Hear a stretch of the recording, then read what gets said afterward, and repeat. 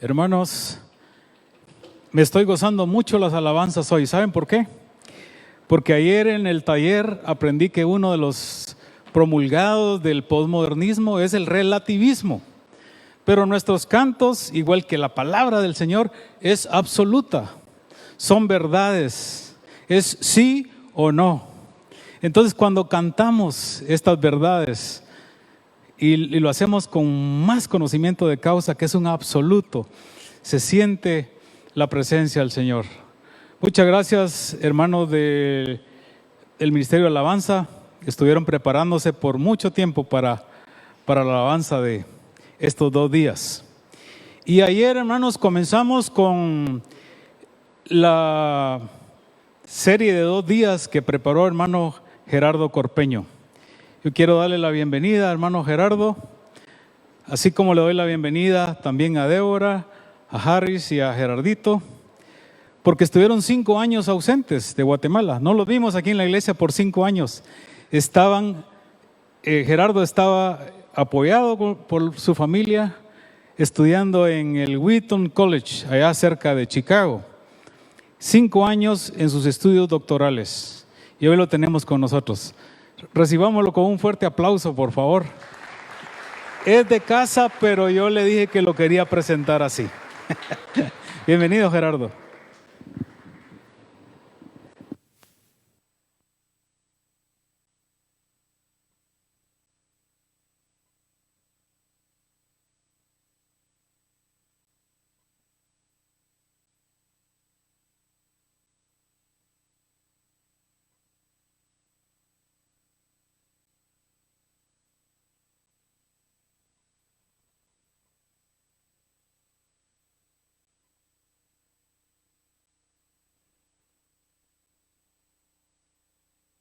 Dios les bendiga, hermanos. ¿Cómo están? Ha sido un gozo para mí, un privilegio poder compartir y seguir compartiendo estas conferencias misioneras. Yo agradezco mucho a los organizadores, especialmente a Julio Martínez que me invitó. Sin duda hay muchísimo trabajo detrás. Se nota el esfuerzo, el esmero, la dedicación y con la excelencia con que han organizado esto, de verdad, felicidades. Y yo me siento doblemente honrado el día de hoy, y no solo hoy, sino ayer también. Y quiero decir por qué honrado, obviamente porque como Julio dijo, nosotros nos sentimos que IBEC es casa para nosotros, es nuestra casa, es la iglesia, la última iglesia que asistimos antes de irnos a Wheaton. Y hay muchos amigos, hermanos queridos, otros tal vez no están, pero varios de ellos acá, y es un gozo poder compartir la palabra. Pero también hay una segunda razón que no quisiera dejar de mencionar. Yo sé que la persona que estaba supuesta a dar estas conferencias no era yo. Está sentado ahí atrás y es mi querido y amado hermano Roberto Enríquez. Hermano Roberto, quiero decirme que me siento doblemente honrado. Por supuesto, no puedo llenar los zapatos de un siervo de Dios y un misionero de corazón que junto con su esposa Anita han dado su vida por la misión. Así que si hablamos de misión, creo que tenemos aquí un ejemplo vivo de una pareja que ha dado su vida por la misión y precisamente en Guatemala, en esta linda tierra. Quisiera orar. Padre, gracias por tu palabra. Te pedimos que tu Espíritu Santo pueda iluminarnos, guiarnos y ayudarnos a aplicarla, a vivirla. Ayúdanos a escuchar tu voz, lo que tienes para nosotros hoy. En el nombre de Jesús te lo pedimos. Amén. Hermanos, ayer vimos que necesitamos recalcular el rumbo cuando lo hemos perdido y que el primer paso para recalcular el rumbo es precisamente reconocer que estamos perdidos y aprender a confiar y sobre todo depender total y absolutamente de la guía del Espíritu Santo. Hoy hablaremos de la importancia de permanecer en el rumbo. Porque a veces el problema no es que nos hemos separado, que no sepamos el rumbo, sino que nos es difícil mantenernos constantemente en la misma dirección. Por lo tanto, vamos a hablar hoy de cómo permanecer en el rumbo correcto sin desviarnos a pesar de los múltiples atajos que nuestra sociedad hoy nos ofrece. Déjenme comenzar con una ilustración. Yo he usado muchas anécdotas ayer estuve hablando de anécdotas de las múltiples veces que me he perdido con o sin GPS. Bueno, hoy voy a hablar otra anécdota, pero no se preocupen, no de cómo me he perdido, ya les hablé ayer suficiente de eso, sino de cómo casi le salvo la vida a alguien manejando. Hace un par de semanas tuve la oportunidad de ir a El Salvador, viajaba de regreso con mi papá, fui a hacer unos trámites migratorios y el día domingo salimos para Sonsonate. Mi papá me quería mostrar un terreno que ha comprado allá y salimos tempranito, pero resulta que el día anterior habíamos llegado de Guatemala, habíamos viajado en bus, pero por la vacación de agosto la frontera había colapsado, por lo tanto llegamos un viaje que se suponía que fuera de 4, 5 horas, terminó siendo de 8 horas. Llegamos casi a las 11 de la noche, sumamente cansado, y mi papá tuvo problemas de dormir esa noche. Entonces el día siguiente él amaneció desvelado y cansado. Cuando íbamos de regreso en la carretera, la famosa carretera, la ruta Las Flores, que se conocen, algunos salvadoreños conocerán, allá en Sonsonate, la carretera hay una parte que es línea recta. Y mi papá iba manejando y yo de copiloto. Pero mi papá, como estaba cansado, él empezó y iba en línea recta y yo cuando iba en una velocidad constante, pero era bajada. Entonces el carro agarró más velocidad y de repente yo vuelvo a ver y casi teníamos enfrente a un motociclista. Yo sentía que estábamos a punto de estamparnos con el motociclista y le llamé su atención. Mi papá se estaba durmiendo. Entonces pues le dije, papá, si quiere le ayudo a manejar mejor. Orillamos el carro y tomé el carro y manejé. No me perdí esta vez. Ya habría sido el colmo perderme en mi propio país. Pero lo que quiero conectar con el tema que me llevó, cuando estaba preparando este tema, recordé este episodio reciente. Es que muchas veces lo más difícil en la vida cristiana y en la misión de la iglesia, cuando hablamos del rumbo correcto, es permanecer en la misma dirección. Muchas veces lo difícil no es que no sabemos, sí sabemos, pero cómo permanecemos constantemente en la dirección que ya sabemos que es la correcta, sin desviarnos del camino, sin irnos por atajos. Muchas veces nos cansamos también. Y esto es particularmente difícil, creo yo, en la sociedad y en la época actual que nos ha tocado vivir. En su libro Una obediencia larga en la misma dirección, el ya fallecido pastor y autor Eugene Peterson dice lo siguiente sobre nuestra sociedad instantánea y cómo ésta ha afectado la vida cristiana y el discipulado. Dice Eugene Peterson, un aspecto del mundo que he podido identificar como algo pernicioso para los cristianos es la suposición de que hay que adquirir de inmediato todo aquello que valga la pena. Suponemos que si existe algo que se pueda hacer, debe ser hecho rápida y eficazmente. En un mundo semejante, no es difícil lograr que una persona se interese en el mensaje del Evangelio. Lo que es terriblemente difícil es mantener su interés. Millones de personas toman hoy la decisión de aceptar a Cristo, pero existe un terrible índice de deserción. Muchos afirman haber nacido de nuevo, pero la evidencia de un discipulado cristiano maduro es poca. En nuestra cultura actual, todo se puede vender, incluso el Evangelio, siempre y cuando tenga un envase fresco y novedoso. Pero cuando éste pasa de moda, va a parar a la basura. Existe un enorme mercado hoy en día para la experiencia religiosa. Sin embargo, hay poco entusiasmo para la adquisición paciente de la virtud o de las virtudes cristianas que llevan tiempo para formarse.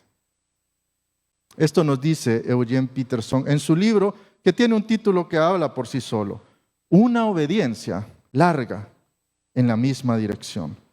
El solo título del libro suena totalmente contracultural en nuestra época en la cultura. No nos gusta seguir en la misma dirección, no nos gusta obedecer, no nos gusta la paciencia, queremos los resultados inmediatos, queremos los cambios, ya. Pero la vida cristiana y el discipulado y la misión de la iglesia tiene que ver, mis hermanos, con aprender cada día a permanecer en la misma dirección. Y la clave, quisiera sugerir hoy con ustedes, amada iglesia, es que la clave para permanecer en la misión, en el rumbo correcto, como dice el título, es permanecer en Jesús, que es el camino y la luz. Permanecer en Jesús y su amor es la clave para permanecer en el camino, en el rumbo correcto de la misión. En el Evangelio de Juan, que ayer hablamos un poquito, y hoy vamos a hablar precisamente del texto donde está el texto lema, Juan capítulo 15, pero todo el contexto en el Evangelio de Juan, dos de las metáforas favoritas de Juan para referirse a Jesús, es que Jesús es la luz, hablamos un poquito ayer de eso, pero también que Jesús es el camino. Yo soy el camino, la verdad y la vida, y nadie viene al Padre si no es por mí. Jesús es el camino al Padre, Jesús es nuestro camino. Si ayer sugerí que el Espíritu Santo es nuestro GPS y que debemos confiar plenamente y dejarnos guiar por Él, hoy quisiera que pensáramos en Jesús como el camino y la luz sin el cual es imposible permanecer en la misión. En Juan capítulo 15, y quisiera que me acompañaran en sus Biblias, en Juan capítulo 15 encontramos el texto lema y encontramos algunos pasajes claves para esta prédica que vamos a estar refiriéndonos. Juan capítulo 15, una de las palabras que más se repite en un espacio muy corto en este capítulo es la palabra permanecer. Esta palabra permanecer se repite 11 veces en este capítulo. El verbo permanecer en sentido general se refiere a mantenernos en un mismo lugar, estado o calidad. Aplicándolo a nuestro tema de conferencias, podemos hablar de permanecer es mantenerse en la misma dirección. En el caso de Juan, usando la metáfora del camino, quiero proponer hoy en día a ustedes que permanecer en Jesús es la clave para mantenernos en el rumbo correcto y llevar mucho fruto como iglesia. Pero aquí viene una pregunta clave. ¿Pero qué significa entonces permanecer en Jesús según Juan? Permanecer en Jesús, según Juan, en este contexto del pasaje, está ligado a permanecer en su amor. Permanecer en su amor. Miren el versículo, voy a leer el versículo 8, que es el versículo precisamente que se escogió como lema. Dice, desde el 7 dice, si permanecéis en mí y mis palabras permanecen en vosotros, pedid lo que queráis y os será hecho. En esto es glorificado mi Padre, en que deis mucho fruto y así probéis que sois mis discípulos.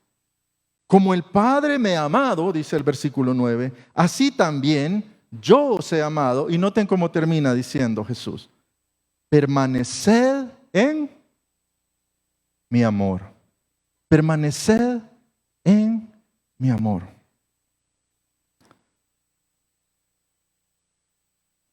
Ahora, el versículo siguiente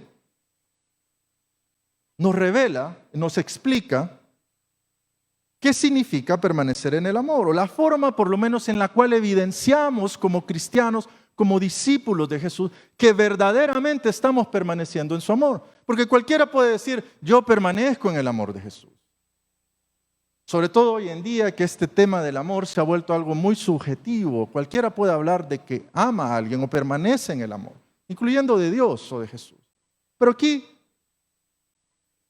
Jesús o Juan no da lugar a dudas o a confusiones, sino que dice específicamente cómo podemos evidenciar. Y la forma en la que evidenciamos que permanecemos verdaderamente en el amor de Jesús y en el amor del Padre es ni más ni menos que guardando su palabra, guardando sus mandamientos. Versículo 10 dice, si guardáis mis mandamientos, permaneceréis en mi amor, así como yo he guardado los mandamientos de mi Padre y permanezco en su amor. El orden que nos da Juan me parece que es importante, porque de lo contrario también podríamos caer en el error de caer en un tipo de legalismo estéril en el cual estamos obedeciendo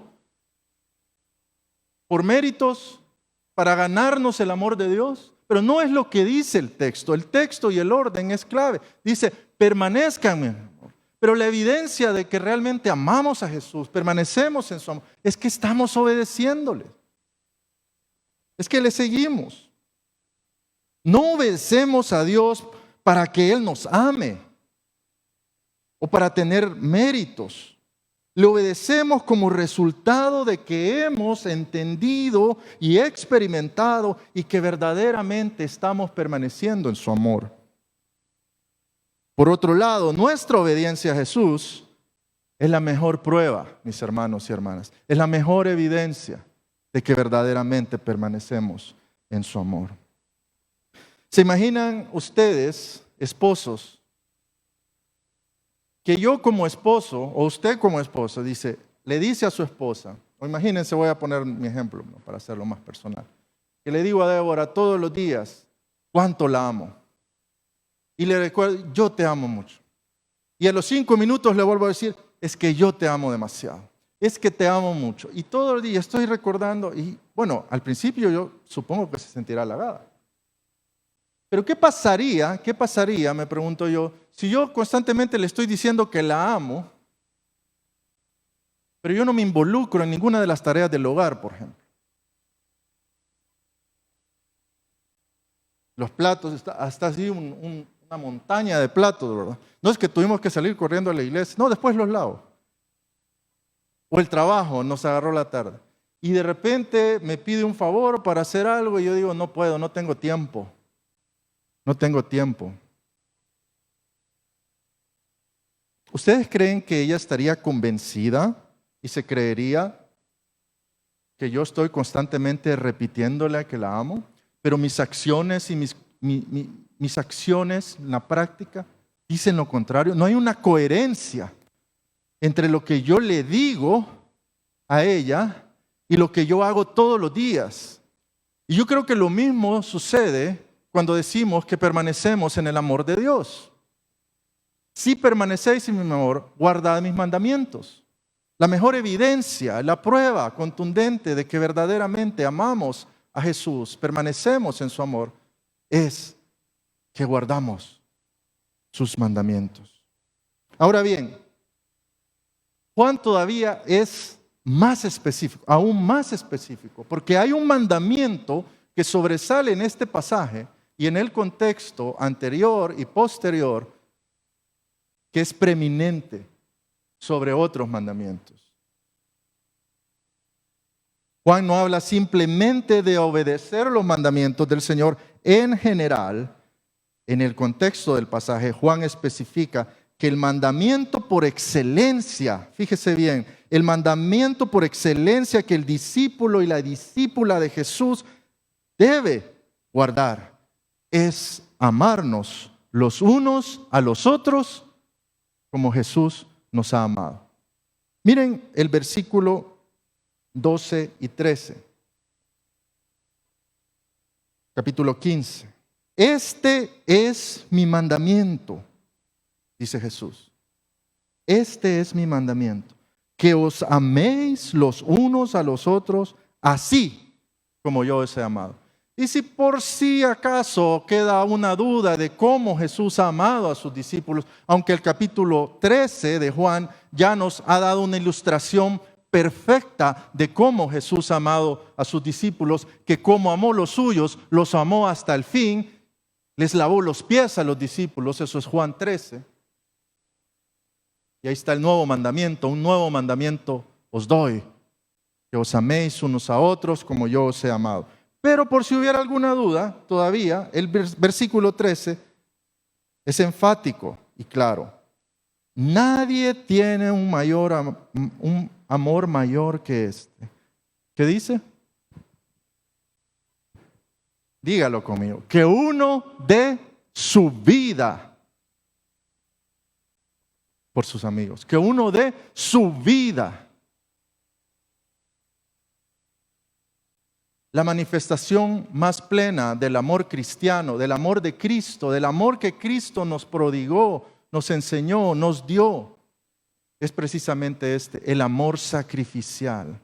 Ese amor que no es egoísta, ese amor del cual Pablo nos habla en 1 Corintios 13, que conocemos ese pasaje famoso. No busca lo suyo, no se envanece. Ese amor que se vuelca hacia el otro en un acto sacrificial, de servicio, que no piensa en sí mismo antes, sino que se antepone sus intereses para poder servir al otro. Ese es el amor. Ese es el mandamiento específico, el amor unos a otros, amarnos unos a otros como Cristo nos ha amado. ¿Y saben qué sucede?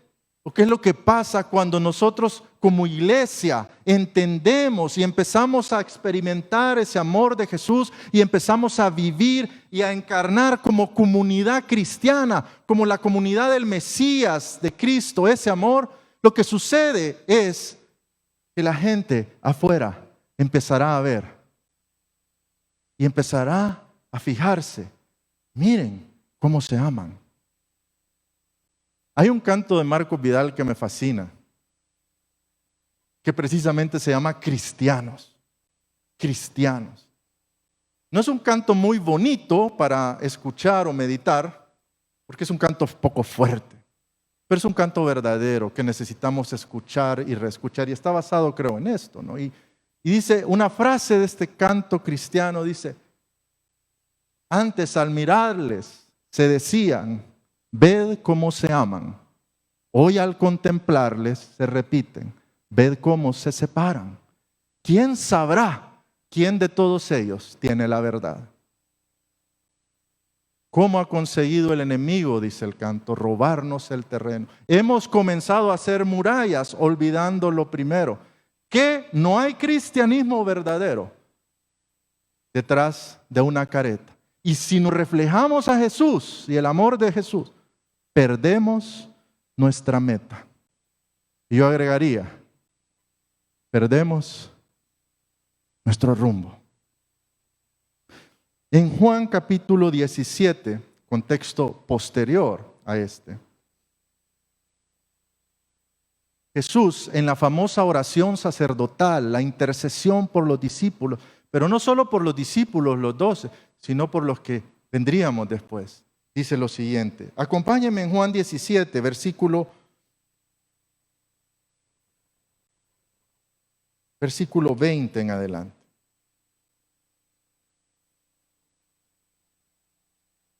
Dice, mas no ruego solo por estos, sino también por los que han de creer en mí por la palabra de ellos. Ahí está usted y yo, ahí estamos usted y yo. Así que no tenemos para dónde hacernos, para dónde escaparnos. Para que todos sean uno, como tú, oh Padre, estás en mí y yo en ti, que también ellos estén en nosotros. Y mire cómo dice la última frase. ¿Para qué? ¿Cuál es el propósito de esto? De ser uno, de mantener la unidad, para que el mundo así crea, sepa, crea que tú me enviaste. La gloria que me diste les he dado para que sean uno, así como nosotros somos uno. Yo en ellos y tú en mí, para que sean perfeccionados en unidad. Y vuelve a repetir, para que el mundo sepa que tú me enviaste y que los amaste tal como me has amado a mí. Hay una frase que escuché hace algunos años, algunos se lo atribuyen a Agustín, otros se lo atribuyen a San Francisco de Asís, No sé en realidad de quién será, pero dice, predica todo el tiempo. Y cuando sea necesario, habla. Yo creo que hay un balance sin duda para esa frase. Necesitamos predicar hablando, necesitamos predicar proclamando verbalmente. Pero creo que lo que trata de encerrar esta frase es que también y sobre todas las cosas predicamos con el ejemplo, con nuestro testimonio. Predicamos cuando encarnamos el amor de Cristo a través de amarnos unos a otros y mantener la unidad. Cuando estamos juntos, unidos, cuando no pensamos en nosotros mismos, cuando no nos dividimos, estamos enviando un mensaje al mundo para que el mundo crea que tú me has enviado. Cuando permanecemos en Jesús, damos fruto. El fruto es el amor entre nosotros que produce la unidad.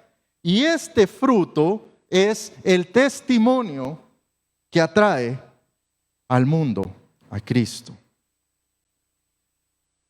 Ahora quiero terminar dando un recorrido bastante rápido por el libro de los Hechos y llamando su atención a cómo la iglesia primitiva, los primeros cristianos, encarnaron esta verdad de Juan 17. Cómo ellos nos dan un ejemplo de qué significa permanecer en Jesús y en su amor, como comunidad de fe. Nosotros conocemos los versículos, pero vamos a darle un repaso rapidito. Hechos 2, 44 al 47.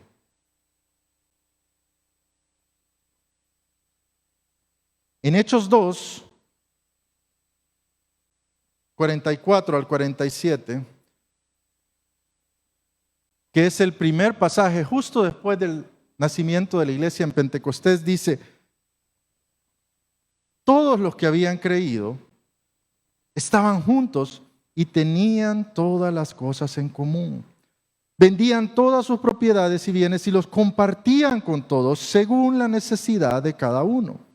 Día tras día continuaban unánimes en el templo, partiendo el pan en los hogares, comían juntos con alegría y sencillez de corazón, alabando a Dios. Y note cómo termina el texto en el versículo 47, agrega, y hallando el favor, ¿de quién? De todo el pueblo. Esta es la iglesia primitiva, la unidad, el amor mutuo. Y luego vuelve a repetir en 4:32. Casi es una paráfrasis de los versículos que acabamos de leer. La congregación de los que creyeron era de un corazón y un alma, y ninguno decía ser suyo lo que poseía, sino que todas las cosas eran de propiedad común. Con gran poder los apóstoles daban testimonio de la resurrección de Jesús y abundante gracia había sobre todos ellos. No había pues ningún necesitado entre ellos, porque todos los que poseían tierras o casas las vendían, traían el precio de lo vendido y lo depositaban a los pies de los apóstoles. Y se distribuía a cada uno según su necesidad. Esta es la iglesia en Hechos, y el último pasaje que quiero llamar su atención es un pasaje que a veces yo no le había prestado mucha atención, y está en Hechos capítulo 11. No sé si usted se acordará que ayer hablábamos de la visión que tiene Pedro en Hechos 10, la conversión de Cornelio, pero también de Pedro y sus prejuicios, el cambio de paradigma que tiene que ver. Pero no solo Pedro. Después de este pasaje de Pedro y Cornelio, lo que sucede es que Pedro tiene que ir a hablar y convencer a los judíos de Jerusalén de que ahora los gentiles también habían creído en el Evangelio. Ahora, para un buen judío, esto no era cosa fácil. Para el mismo Pedro vimos que admitir juntarse con un no judío, con un gentil, No fue cosa fácil. Y en el capítulo 11, en el inicio, cuando Pedro da el informe sobre lo que ha pasado con Cornelio y que Dios ha abrazado a los gentiles, los ha recibido en la fe de Israel, no todos estaban muy convencidos. Los apóstoles, dice, y los hermanos que estaban por toda Judea oyeron que también los gentiles habían recibido la palabra de Dios. Y cuando Pedro subió a Jerusalén, los que eran de la circuncisión le reprocharon. Le reprocharon. Una cosa es abrazar a un judío, aceptarlo, amarlo. Otra cosa, a un gentil. Y aquí empezamos a ver cómo nos cuesta muchas veces y hacemos nuestras separaciones. Nos parecemos a aquel de la parábola del buen samaritano que le hizo la pregunta a Jesús: ¿quién es mi prójimo? La pregunta ¿quién es mi prójimo? Pretendía precisamente poner límites. Este sí, este no. Este cuenta como mi prójimo, pero este ya no tanto. La respuesta de Jesús de la parábola es clara. La pregunta más importante no es quién es, sino de quién tú estás dispuesto a mostrarte como prójimo, rompiendo paradigmas. Y aquí el Espíritu Santo sigue rompiendo paradigmas, pero no todos estaban convencidos. Al final se calmaron, dice, cuando Pedro explica, da la explicación de lo que sucede, lo que el Espíritu Santo hace en la casa de Cornelio, dice versículo 18, y al oír esto se calmaron. Pero lo que quiero llamar la atención es un dato que yo había pasado por alto. Y es cómo termina el capítulo 11. El capítulo 11 de Hechos termina narrándonos el nacimiento de la iglesia, la famosa iglesia de Antioquía. Ahora, esta iglesia de Antioquía, como ustedes sabrán, es una iglesia que ya no está conformada solamente por judíos, ni mucho menos por judíos de Jerusalén. Aquí hay judíos de la diáspora, pero también aquí empieza a abrirse la iglesia al mundo gentil. Y esta iglesia hace algo que es sumamente sobresaliente e inesperado.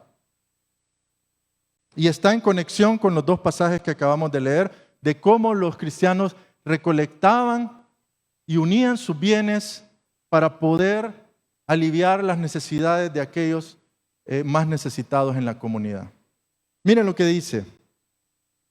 No vamos a leer todo el texto, pero quiero que ustedes observen versículo 26 en adelante.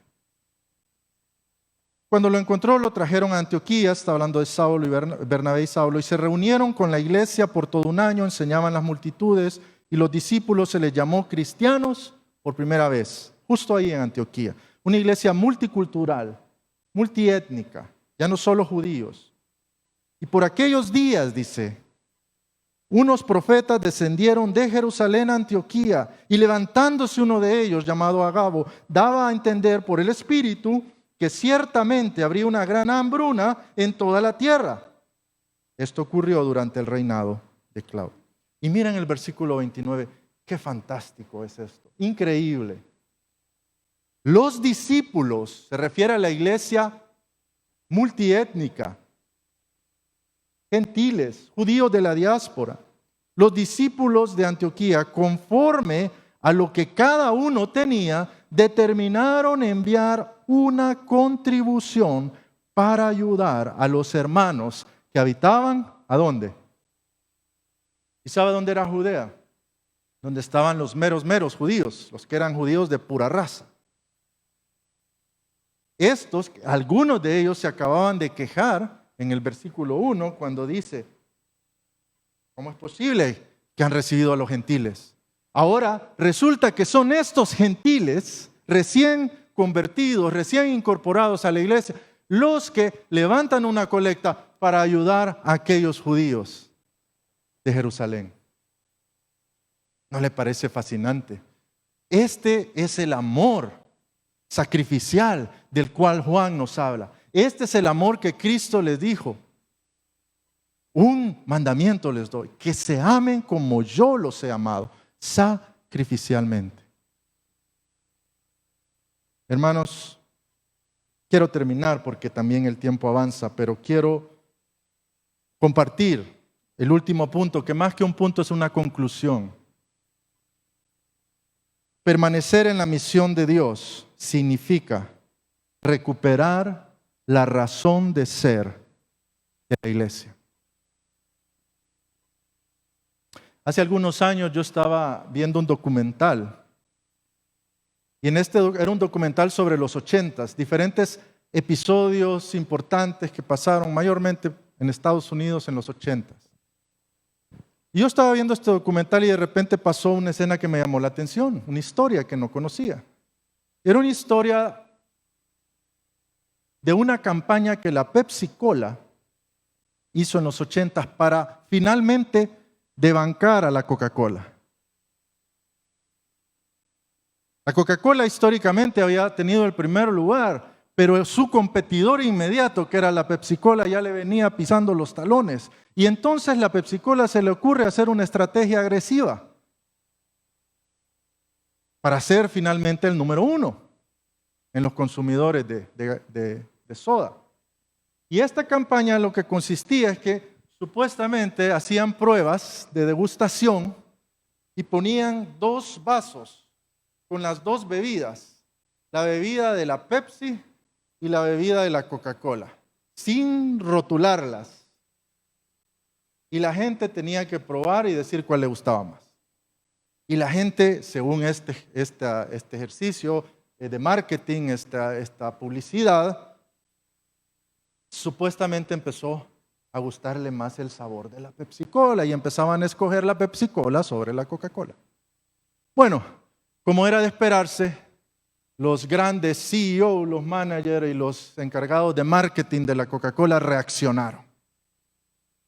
Y la reacción, después de horas de análisis de mercado, de horas de información, datos, etcétera, llegaron en esa mesa de grandes gerentes a la siguiente conclusión: necesitamos modificar ligeramente la fórmula original de la Coca-Cola.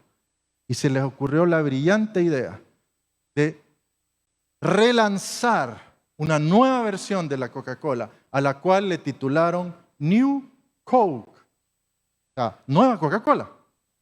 Y que supuestamente esta New Coke iba a emular el sabor de la Pepsi, de su competidor.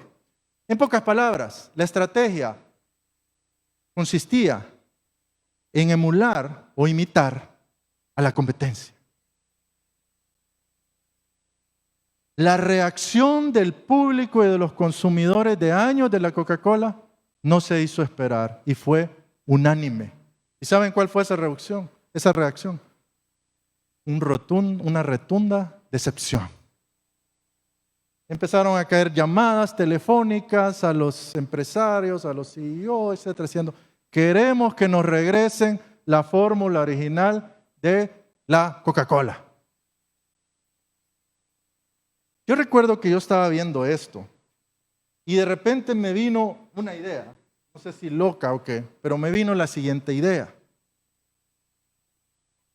Esto es exactamente lo que muchas iglesias hoy en día están queriendo hacer. Imitar lo que el mundo ya hace muy bien y ofrecer nuestra versión cristiana aséptica de las mismas cosas que el mundo ya ofrece. Solo que lo cristianizamos, le ponemos un título cristiano. Y yo dije, ¿no estaremos cometiendo el mismo error de la Coca-Cola? Hay tantas cosas, mis hermanos y hermanas, que la iglesia está haciendo, bien o mal, a veces imitando al mundo, difícilmente superando a como el mundo las hace. Pero hay una sola cosa importante que tal vez la iglesia ha dejado de hacer. Y que tal vez esta sea la única cosa que solo la iglesia puede hacer. Aunque en realidad más que un hacer, esto es un ser. Ser la iglesia, donde el amor trinitario de Dios se manifiesta en el amor que unos a otros nos prodigamos, como Cristo nos amó. No es innovación, sino permanencia. No es reinventarnos, sino recuperar nuestro ADN, la fórmula original que nos hace ser la iglesia. No es hacer muchas y novedosas cosas, sino volver a ser lo que nunca debimos dejar de ser: la iglesia. Esa comunidad que aprende constantemente y reaprende constantemente a amarnos los unos a los otros, manteniendo la unidad como Cristo nos ha amado. Permanecer en el rumbo quizás sea el desafío más importante, pero más urgente, no solo de IBEC, de la iglesia en general, hoy en día. Que el Señor nos ayude.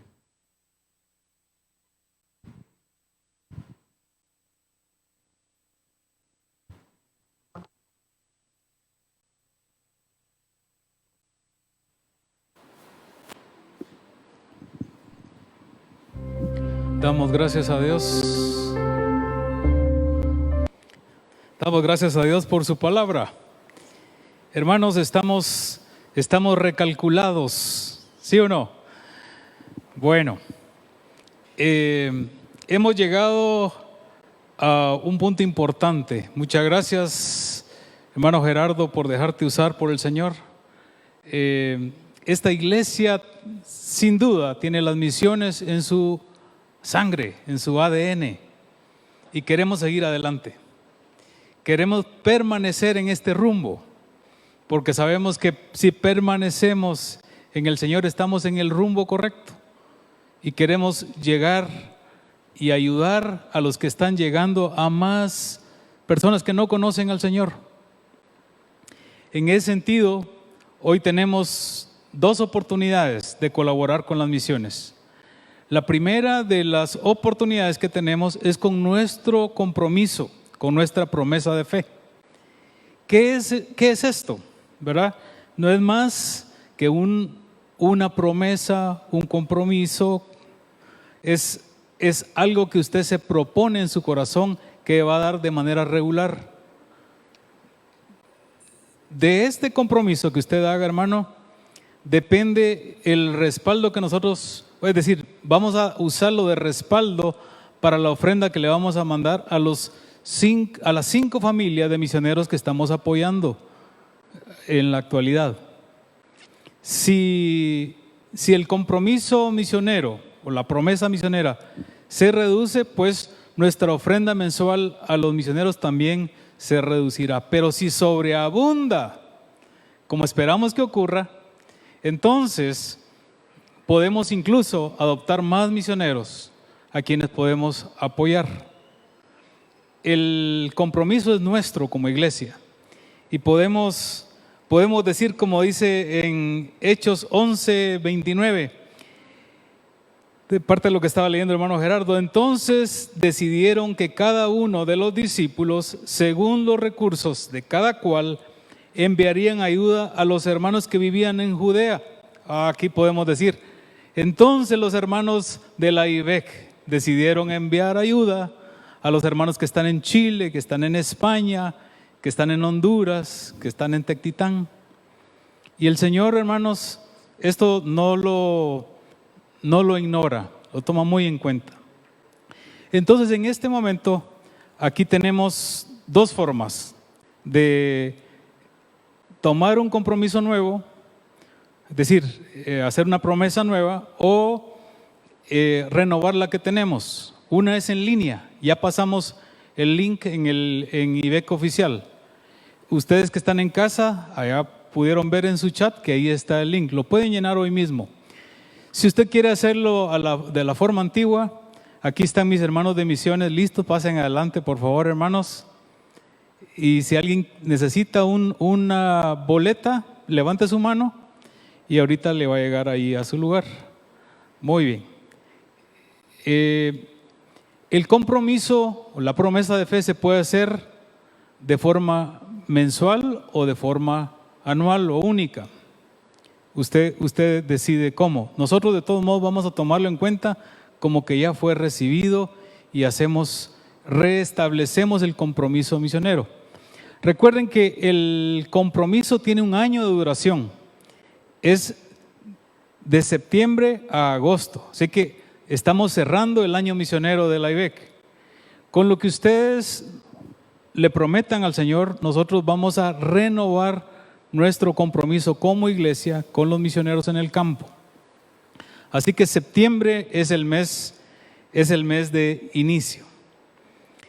Ore, hermano, piense cuánto el Señor le pone en su corazón y escríbalo ahí en su promesa de fe. Si usted llenó su boleta hoy, recuerde que tiene un codo. Puede llenar ese codo y le va a servir de memoria, ¿verdad? De cuánto fue su compromiso. Si lo llenó de una vez, cuando recojamos la ofrenda general, aquí lo puede depositar en los canastos. Esta es la forma número 1 y la forma principal en la que estamos apoyando a nuestros hermanos en el campo. Pero hay otra forma más coloquial, si usted quiere. Voy a agarrar esta alcancía porque no es de los botes que tenemos, pero es un buen ejemplo de que sí se puede. Casi parece la Copa del Mundo, ¿verdad? No sé quién lo hizo. De hecho, las alcancías son anónimas. Pero miren qué manera. Llenaron el bote en un año. Un bote largo y algo ancho. Así que sí se puede. Sí puede usted llenar un botecito de estos, ¿verdad? Más pequeño, más modesto.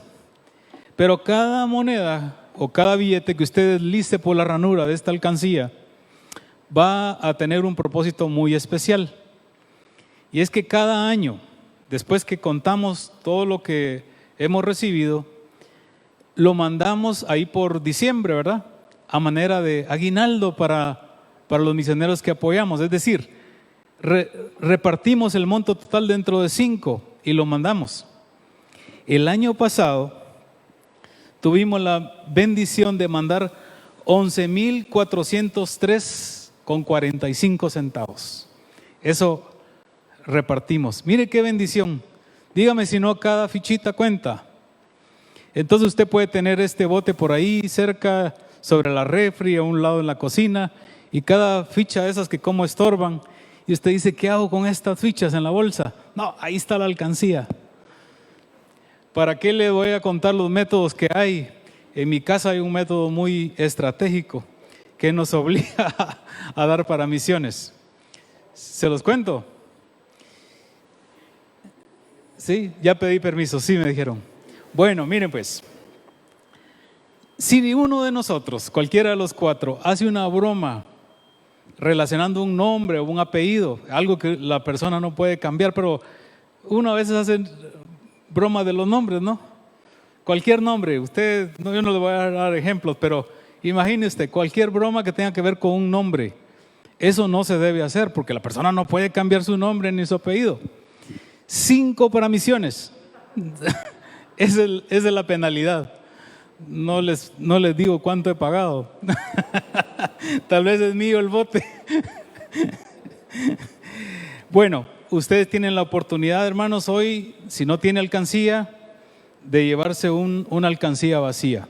Si la trajo, por favor, tráigala al frente al momento de la ofrenda. Si no, cuando pase a dejar su ofrenda, también puede venir aquí al frente y llevarse una alcancía. Es la forma en que damos.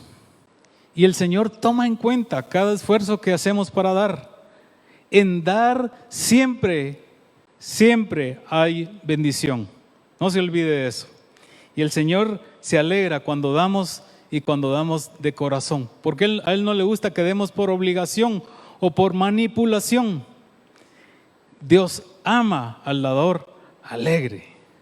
Así que en este momento vamos a orar por nuestras ofrendas generales, pero también vamos a orar por cada hermano que ha dispuesto en su corazón comprometerse a la causa misionera de la iglesia. Póngase de pie, por favor. Y déjenme decirles que se miran muy bonitos con esta playera conmemorativa de la conferencia misionera. Para los que no están acá, les digo que se ve bastante blanco. Y una cosa más. Hoy rompimos récord de asistencia. Tenemos 179. ¿Qué tal si nos damos un aplauso a los que venimos? Gloria a Dios. No había habido tantos. No habíamos sido tantos. Oremos. Señor, te damos gracias porque eres bueno con nosotros y nos muestras tu misericordia, tu amor de diferentes formas. Señor, hoy aquí juntos te damos gracias por lo que tú has hecho en esta conferencia misionera, pero también gracias, Señor, porque nos has permitido ser de bendición para nuestros hermanos en el campo. Señor, tú sabes que damos de forma sacrificial. He recibido de tu mano lo que te damos, pero muchas veces tenemos necesidades, Señor. Pero tú has mostrado a esta iglesia que eres un Dios fiel y que estás presente en las necesidades, estás presente en las enfermedades, estás presente en la falta de trabajo, estás presente en las situaciones apretadas económicas, Señor. Tú estás allí y nos lo has mostrado de diferentes formas. Hoy, Señor, oramos por estos compromisos misioneros que se han adquirido, sabiendo que esta promesa de fe es contigo, Señor, y que tú vas a proveer para poder proveerle a otros, Señor. Es un año de compromiso, Señor, y sabemos que tú nos vas a ayudar a cumplir con ese compromiso. También, Señor, oramos por las ofrendas generales de la iglesia que nos sirven para el sostenimiento, para el mantenimiento de la iglesia y poder seguir adelante. Gracias, Señor, por la fuente de trabajo. Señor, muchas gracias por todo. Gracias porque eres bueno, Señor. Oramos en el nombre de Jesús. Amén. Pueden pasar, hermanos, a depositar sus ofrendas.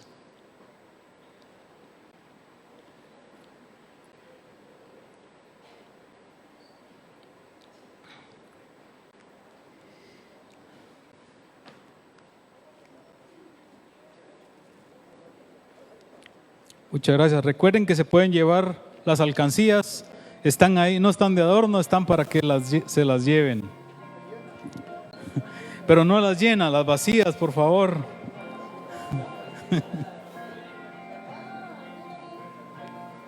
Muchas gracias. El Señor tomará en cuenta, hermanos.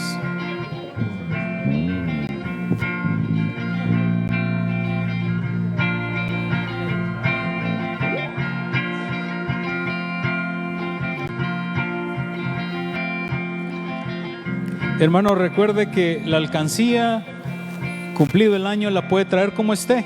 No tiene que estar repleta. Si pudo llegar a la mitad o a un cuarto, tráigala y se lleva una nueva.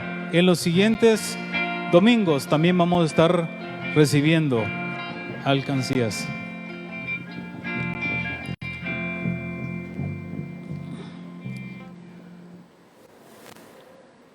Muy bien, todavía puede pasar, no tenga pena, no interrumpe el programa. Quiero aprovechar este tiempo para recordarles que el próximo domingo, ¿qué vamos a celebrar? El aniversario de la iglesia, todos cordialmente invitados. Pero hoy quisiera saber si hay entre nosotros alguien que nos visite por primera o segunda vez, que se ponga de pie. Hable ahora. Muy bien, muy bien. Póngase de pie, por favor. ¿Quién me ayuda con un micrófono ahí para oír los nombres, por favor? Hay un inalámbrico por ahí perdido. Ahí está.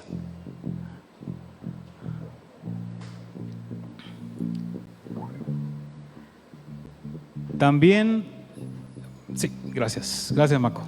Adelante, por favor. Queremos oír sus nombres. Dios les bendiga a todos. Mi nombre es Wendy Cruz y él es mi esposo, somos hondureños. Que él diga su nombre.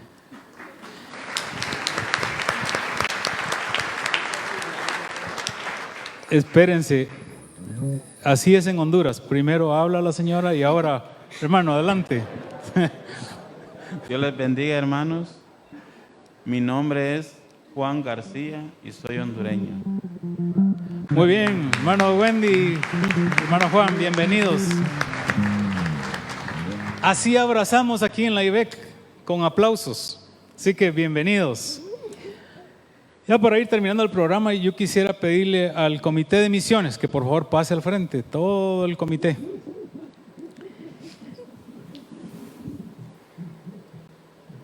Para que ustedes los conozcan y por favor quítense la mascarilla para que los vean bien.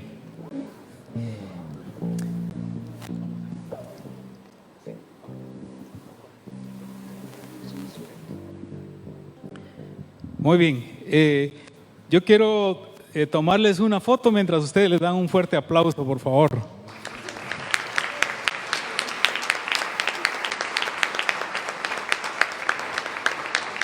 Muchas gracias, hermanos del comité, un gran trabajo, que Dios los bendiga. Este programa no podía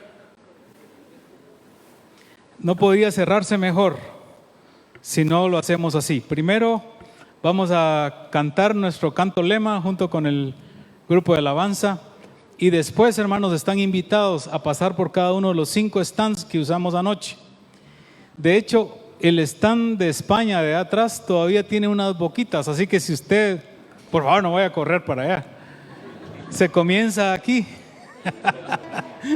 Comiencen aquí y despacio van pasando y pueden ver cada uno de los 5 stands. Ahí hay información de los misioneros y también están las peticiones de oración. En aquel stand de allá hay un espacio ahí, si usted se quiere apuntar, ahí puede escribir su nombre, qué día quiere orar. Yo le voy a pedir a alguno de los varones que montaron este stand que por favor esté ahí para indicar cómo se hace. Un momento. Muy bien, entonces vamos a cantar, luego oramos y damos por concluido este servicio.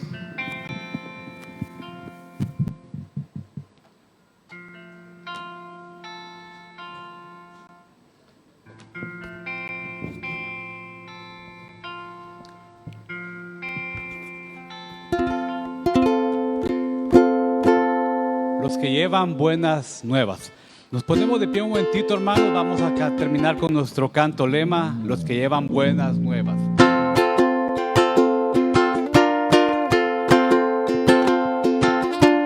¿Cómo invocarán a aquel en quien no han creído? ¿Y cómo creerán en aquel de quien no han oído? ¿Y cómo oirán si no hay quien les predique? ¿Quién les predicará si no hay quien los envíe? Cuán hermosos son los pies de los que anuncian la paz, los que llevan buenas nuevas. Cuán hermosos son los pies de los que anuncian la paz, los que llevan buenas nuevas.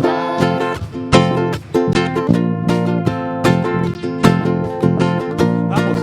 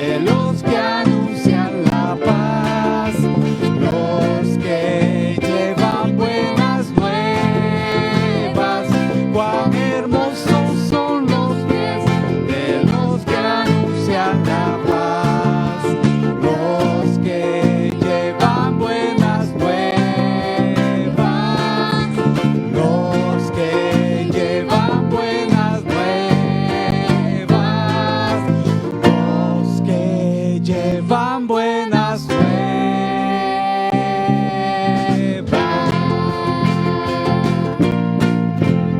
Dios los bendiga, hermanos.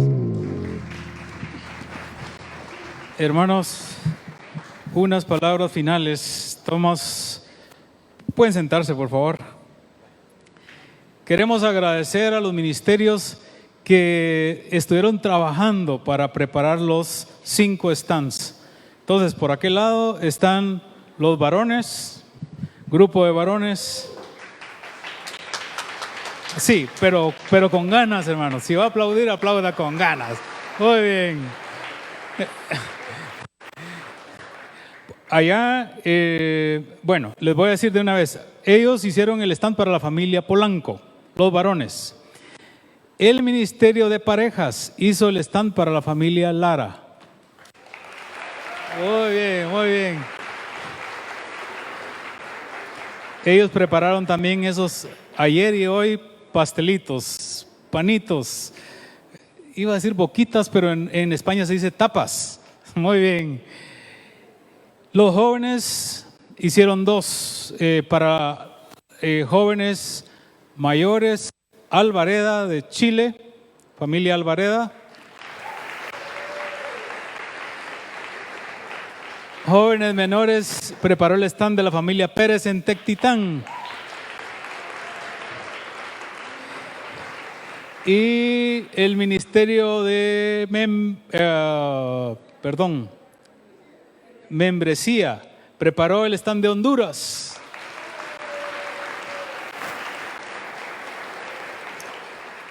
Agradecemos al Ministerio de Alabanza porque se preparó bien para esta conferencia. Hermano Edgar y su equipo, Dios los bendiga. Los sordos también nos pidieron el bosquejo porque querían traducir, interpretar el mensaje. Así que estuvieron todo el tiempo acá. Un aplauso para nuestros intérpretes. Que el Señor bendiga a todos, hermanos. Pónganse de pie, vamos a terminar orando. Y recuerde que cuando hablamos de misiones, orar también es una forma de dar. Entonces, si alguno quiere recibir de forma particular las peticiones de nuestros misioneros, háganoslo saber, se las mandamos por chat. Hoy es muy fácil hacer esto. Vamos a estar siempre publicando las peticiones cuando hay alguna necesidad muy peculiar para que ustedes sepan y oramos. Hermanos, es un valor de la iglesia orar por los misioneros. Señor, te damos gracias porque eres bueno con nosotros. Te damos gracias, Señor, por este tiempo que hemos tenido. Gracias por 2 días tan bonitos que tú nos regalaste. Gracias porque tu Santo Espíritu estuvo aquí con nosotros. Estuvo retándonos, estuvo recordándonos las cosas que tenemos que hacer. Gracias, Señor, porque contigo, Señor, sabemos, tenemos la certeza que vamos en el rumbo correcto. Te pido, Señor, que tú bendigas a cada familia de la IBEC, que tú bendigas, Señor, las fuentes de trabajo, que tú bendigas, Señor, los estudios de cada niño, de cada joven de nuestra iglesia. Que tú bendigas, Señor, especialmente a los misioneros en el campo, Señor, y que nosotros como iglesia podamos ser y seguir siendo de bendición para ellos. Gracias, Señor. Gracias te damos por este tiempo. Oramos en el nombre de Jesús. Amén. Solo quedaron 4 alcancías vacías. ¿Será que las vamos a dejar aquí o alguien todavía se va a animar? Aquí están abajo. Y quedó una camiseta pequeña, small. Si alguien la quiere, todavía se la puede llevar. Muchas gracias, hermano. Que el Señor los bendiga.